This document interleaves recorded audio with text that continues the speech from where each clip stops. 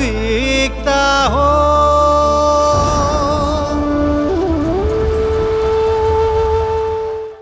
आदरणीय दर्शकवृन्द, नमस्कार। आशाको सन्देश नेपालद्वारा सञ्चालित वास्तविकताको यो कार्यक्रममा यहाँलाई स्वागत छ।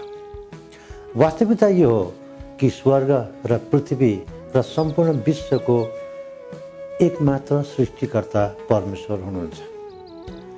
त्यो परमेश्वर सृष्टिकर्ता मात्र होइन, तर सम्पूर्ण मानव जातिलाई प्रेम गर्ने परमेश्वर पनि हुनुहुन्छ। त्यो परमेश्वर तपाईँ र मलाई प्रेम गर्ने परमेश्वर पनि हुनुहुन्छ। हाम्रो विश्वासको आधार बाइबल नै हो। बाइबलमा येशू ख्रीष्ट मुख्य व्यक्ति हुनुहुन्छ। येशूको बारेमा बाइबलमा यसरी लेखिएको छ, किनभने परमेश्वरले संसारलाई यस्तो प्रेम गर्नुभयो कि उहाँले आफ्नो एकमात्र पुत्र दिनुभयो, ताकि उहाँमाथि विश्वास गर्ने कोही पनि नाश नहोस्, तर त्यसले अनन्त जीवन पाओस्। यहाँ भनिएको एकमात्र पुत्रले येशूलाई बुझाउँछ। यसै कारण उहाँले आफ्नो एकमात्र पुत्र अर्थात् येशूलाई यस संसारमा पठाउनु भयो। येशू यस संसारमा मानव उद्धारण गरेर आउनुभयो र सम्पूर्ण मानव जातिलाई पापबाट उद्धार गर्न आफ्नै प्राण अर्पण गर्नुभयो।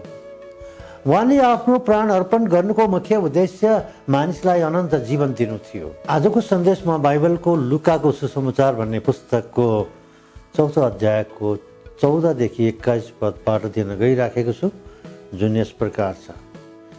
येशू पवित्र आत्माको शक्तिमा गालिलमा फर्कनु भयो र उहाँका विषयको कुरा वरिपरिका सबै ठाउँमा फैलियो।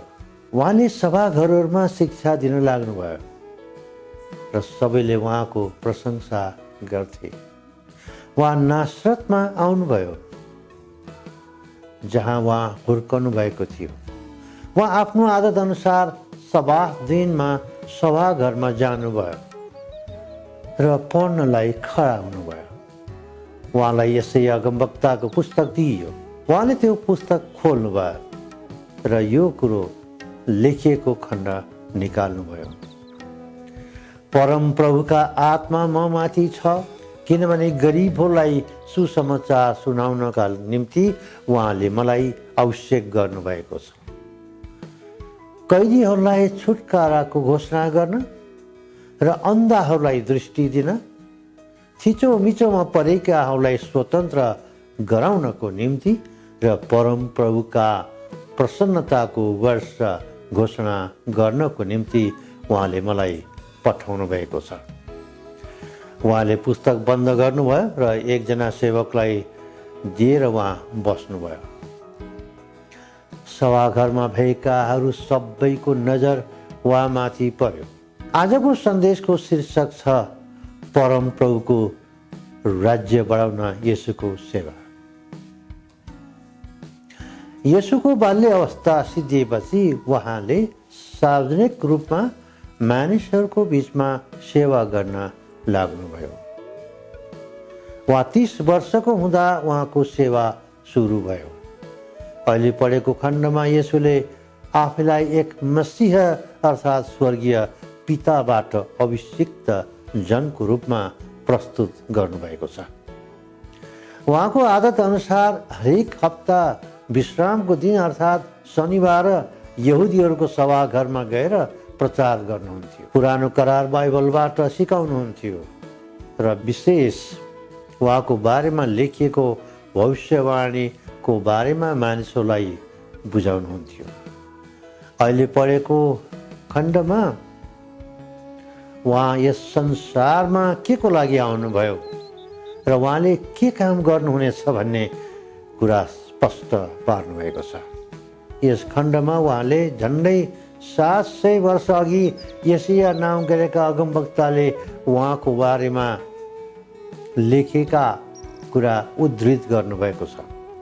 यहाँ येशूले यस संसारमा गर्नुहुने मुख्य 5वटा सेवाको बारेमा उल्लेख गर्नुभएको छ।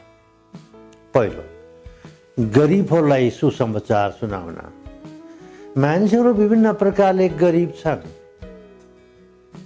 गरिबीको कारण धेरै मानिसहरू दुखी र पीडित छन्। संसारमा करोडौँ मानिसहरूलाई खाना लाउन समस्या छ, बस्ने बास छैन। संसारमा लाखौँ मानिसहरू गरिबीको कारण अकालमै मरिरहेका छन्। गरिबहरूको लागि सुसमाचार यो हो कि येशूले सबैलाई प्रेम गर्नुहुन्छ। उहाँमाथि विश्वास गर्ने, उहाँमा आशा राख्ने र उहाँको मार्गमा हिँड्ने सबैलाई उहाँले सबै किसिमका आशिषहरूले तृप्त पार्न चाहनुहुन्छ। येशूमाथि विश्वास गर्ने सबैको लागि उहाँको यो प्रतिज्ञा छ कि उहाँले तिनीहरूलाई कहिल्यै त्याग्नुहुने छैन, भोकै र नाङ्गै राख्नुहुने छैन, तर उनीहरूको सबै आवश्यकताहरू पुरा गर्नुहुनेछ। मानिस आत्मिक रूपमा पनि गरिब छन्, आर्थिक रूपमा सम्पन्न भए तापनि धेरै मानिसहरू आत्मामा रित्तो छन्। उनीहरूमा साँचो आनन्द र शान्ति छैन, साँचो परमेश्वरबाट टाढा भएका छन्। मानिसहरू उहाँबाट प्राप्त हुने सबै किसिमका आत्मिक आशिषहरूबाट वञ्चित छन्। पापको कारण मानिसहरू दुःख र अफसोसमा छन्। धेरै मानिसहरूको लागि खुसीको समाचार यो छ कि मानिसहरूको वास्तविक आवश्यकता पूरा गर्नको निम्ति येशू यस संसारमा आउनुभयो। उहाँले हामीलाई आत्मामा धनी बनाउन चाहनुहुन्छ। बाइबलमा यसरी लेखेको छ, किनकि हाम्रा प्रभु येशू ख्रीष्टको अनुग्रह तिमीहरूलाई थाहै छ। उहाँ धनी हुनुहुन्थ्यो, तर पनि तिमीहरूका खातिर उहाँ गरिब हुनुभयो, ताकि उहाँको गरिबीबाट तिमीहरू धनी हुन सक। अहिले पनि येशूले यो काम गर्दै हुनुहुन्छ। येशूको सुसमाचार तपाईको लागि पनि हो। दोस्रो, कैदीहरूलाई छुटकारा दिन येशू यस संसारमा आउनुभएको बेला उहाँले धेरै मानिसहरू कैदमा परेको देख्नुभयो। तिनीहरूलाई छुटकाराको आवश्यकता देख्नुभयो। यसै कारण उहाँले यहाँ छुटकाराको घोषणा गर्नुभयो। येशूले यहाँ जुन कैदीहरूको कुरा गर्नुभएको छ, तिनीहरू जेलखानाका कैदीहरू मात्र थिएनन्, तर पापका कैदीहरू, अन्धविश्वासका कैदीहरू र विभिन्न किसिमका कुरीति र कुसंस्कारका कैदीहरू थिए। आज पनि मानिसहरू यस्तै कुराहरूको कैदी बनेका छन्। धेरै मानिसहरू कुलतमा फँसेका छन्। उनीहरूलाई छुटकाराको खाँचो छ। सबैभन्दा ठुलो बन्धन पापको बन्धन हो। बाइबलले बताउँछ, पाप गर्ने हरेक मानिस पापको कमारा हो। पाप नगर्ने मानिस संसारमा कोही छैन। यसै कारण सबै मानिसलाई पापबाट छुटकारा चाहिन्छ। येशूमा साँचो छुटकारा छ। यदि तपाईँ कुनै किसिमका बन्धनमा हुनुहुन्छ र त्यसबाट छुटकारा पाउन चाहनुहुन्छ भने येशू तपाईँलाई छुटकारा दिन तयार हुनुहुन्छ। तेस्रो, दृष्टिविहीनहरूलाई दृष्टि। येशू यस संसारमा हुँदा उहाँले धेरै दृष्टिविहीनहरूलाई निको पार्नुभयो। उनीहरूले दृष्टि पाए। तर मानिसहरू बाहिर देख्ने भए तापनि आत्मिक रूपमा अन्धा छन्। उनीहरू कहाँ जाँदैछन् आफैलाई थाहा छैन। सत्य कुरा नचिनेको कारण उनीहरू जे सुन्छन् त्यही देख्छन्, त्यसैलाई विश्वास गर्छन्। मानिसहरू बाटो बिराएका छन्। धेरै मानिसहरू भन्छन् जुन धर्म माने पनि पुग्ने ठाउँ एउटै हो। बाइबलले स्पष्ट पारेको छ कि धर्महरू मानिसले बनाएका हुन्।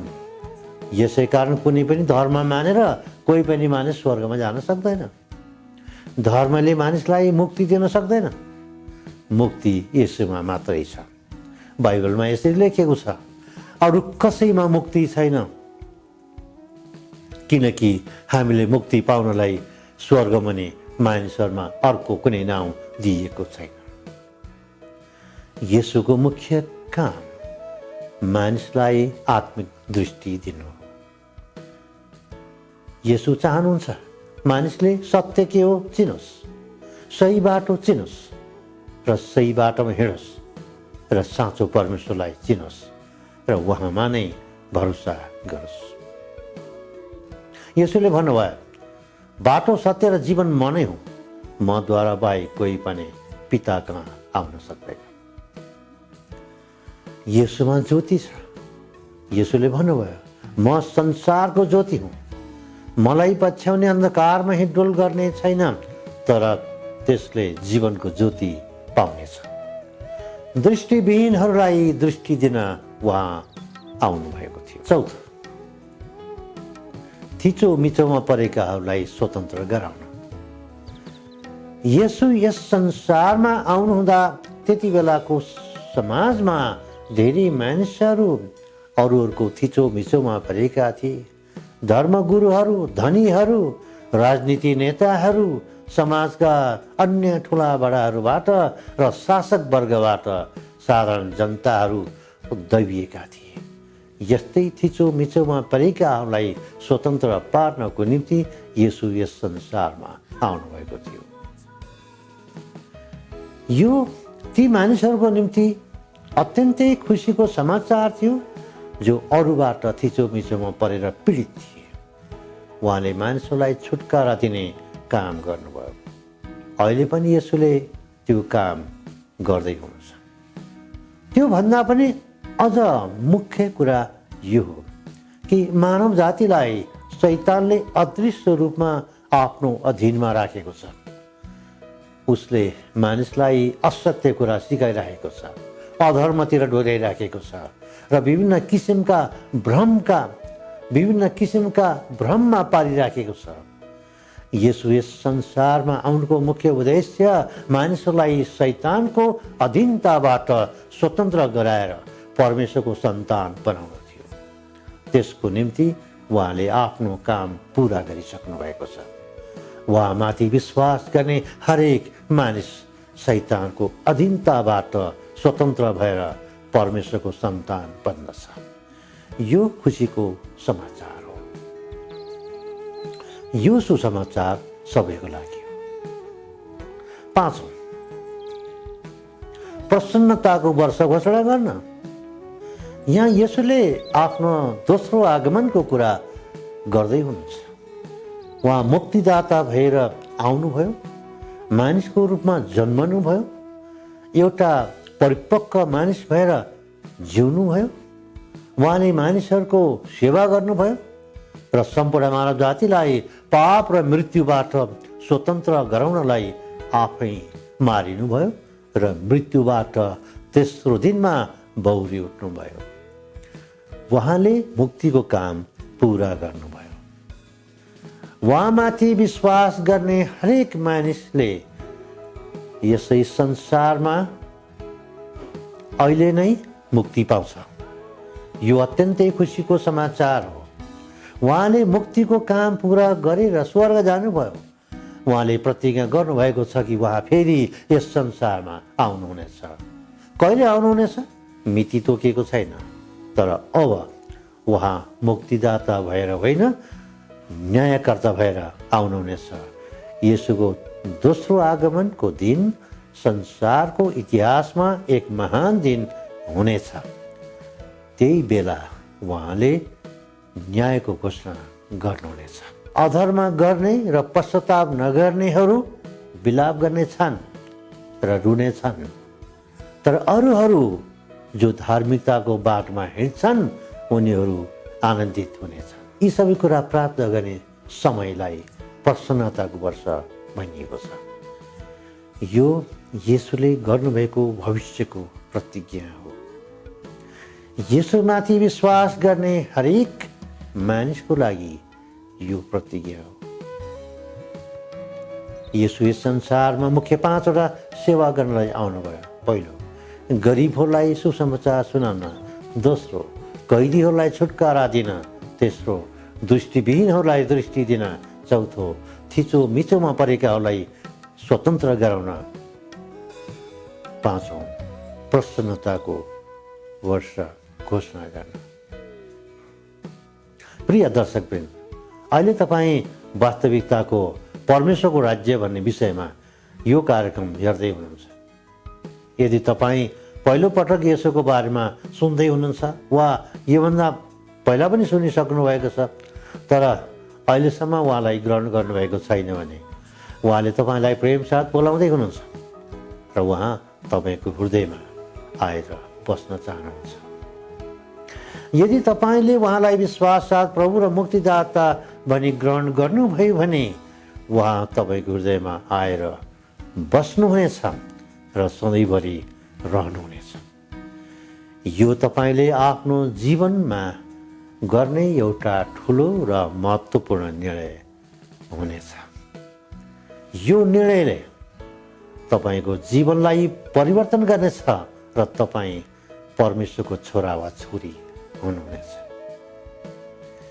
यदि तपाईँले यसमाथि विश्वास गरेर साँचो स्वतन्त्रताको अनुभव गरिसक्नु भएको छ भने आफ्नो विश्वासमा स्थिर रहनुहोस् र यही विश्वासको बारेमा अरूलाई पनि बताउनुहोस्। यदि तपाईँ बिरामी हुनुहुन्छ वा अन्य कुनै समस्याले पीडित हुनुहुन्छ वा अन्य कुनै बन्धनमा बाँधिनु भएको छ र त्यसबाट स्वतन्त्र भई परिवर्तित जीवन बिताउन चाहनुहुन्छ भने अहिले म तपाईँको लागि यो प्रार्थना गर्दछु। हे परमेश्वर पिता, अहिले यो कार्यक्रम हेरिरहनुभएका समस्त दर्शकहरूलाई म यो प्रार्थना गर्दछु कि यदि कोही बिरामी छन् वा अन्य कुनै कुराले पीडित छन् र कुनै बन्धनमा बाँधिएका छन् भने तपाईँको शक्तिशाली हातले उनीहरूलाई अहिले नै छुनुहोस् र स्वतन्त्र पार्नुहोस्। यदि दर्शकहरूमध्ये कोही अहिले यसुलाई आफ्नो व्यक्तिगत मुक्तिदाताको रूपमा ग्रहण गर्न चाहन्छन् भने उनीहरूलाई सहायता गर्नुहोस् र उनीहरूको जीवन परिवर्तन भएर तपाईँको राज्यमा प्रवेश गरून्। यसुको नाममा म यो प्रार्थना गर्दछु, आमीन। परमेश्वरले तपाईँलाई धेरै आशिष दिउन्।